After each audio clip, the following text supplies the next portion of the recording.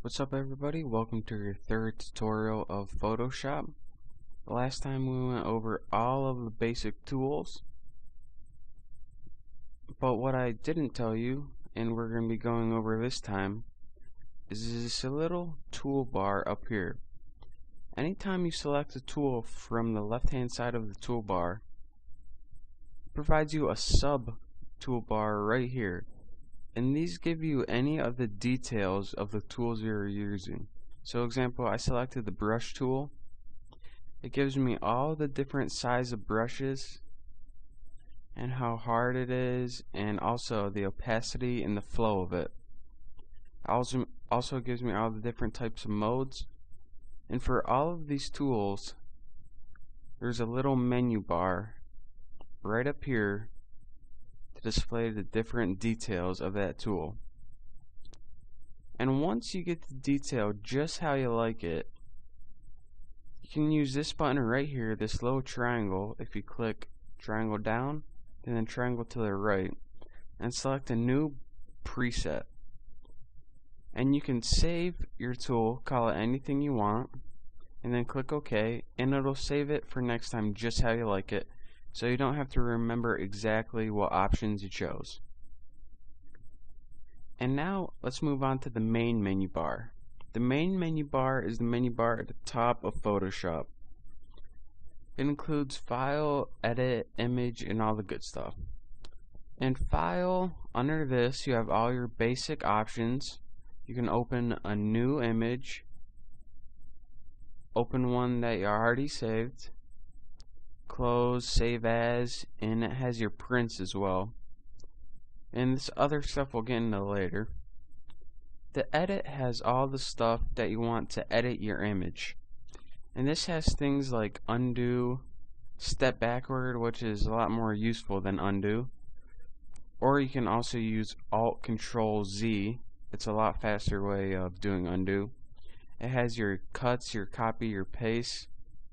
And it also has these right here. Transform, which gives you all these options that you can transform your image, or free transform right here. If you click that, as you can see, our entire image is outlined, and we can stretch it and shrink it. We can even rotate it, move it, and lock it in place pressing enter. So that's what the free transform tool does. And all of these other edit options you can play around with if you like. But the next one is image, and this is a very important one. To change the mode of your image to either grayscale, or if you want to use a different color, it's right under here.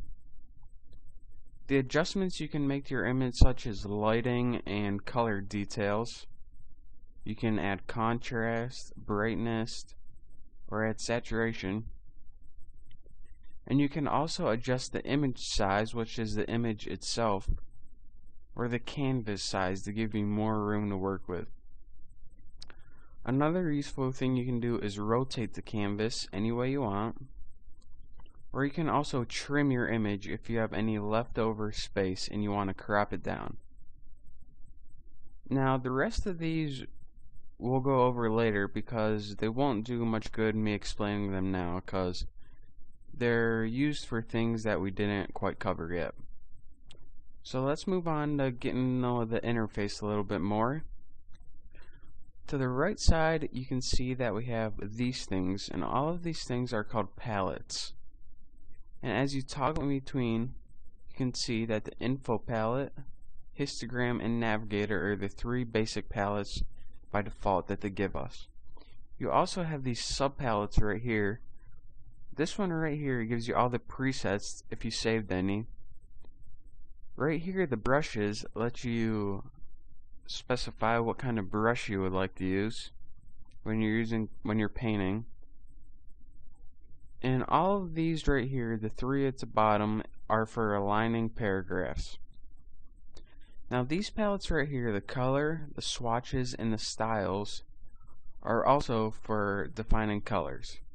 So say you wanted to paint with green real quick. You would just select green, and you can now have green to paint with.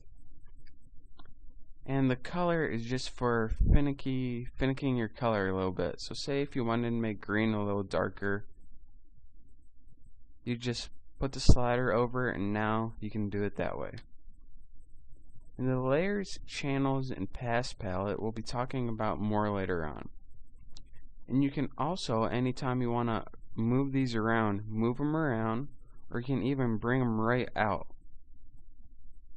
And anytime you want to get back to what you're doing, just click Window, Workspace, Default Workspace, and this will reset everything. And anytime you want to see a palette that you don't see, just click Window, and this is your list of palettes all along here. The check ones are the one that we have open right now by default, and you can also open other ones too. So let's say you wanted to open the Actions palette, just click that, and you now have your Actions palettes open.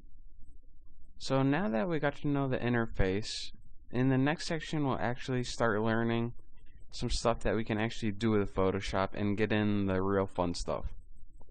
And if you're not already there, you can go to www.thenewboston.com to go over everything I went over today, and I'll give you step-by-step instructions.